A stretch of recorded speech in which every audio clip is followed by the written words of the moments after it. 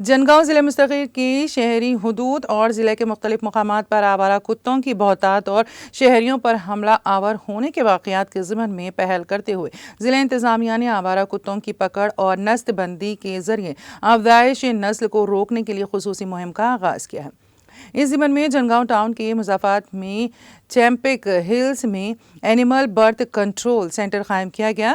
Additional collector جنگاؤں بینکیش Kumar نے ABC centre کا دورہ کرتے ہوئے آوارہ کتوں کی پکڑ اور نسل بندی کے آپریشن کا تفصیلی مشاہدہ کیا۔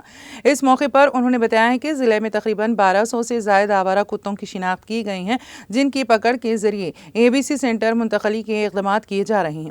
انہوں نے عوام کو آوارہ کتوں کو پکڑنے میں ضلع انتظامیہ سے تعاون کرنے کا مشورہ دیا۔ انہوں نے بتایا کہ آوارہ کتوں کی منتقلی سے شہریوں میں موجود ڈر اور خوف دور ہوگا۔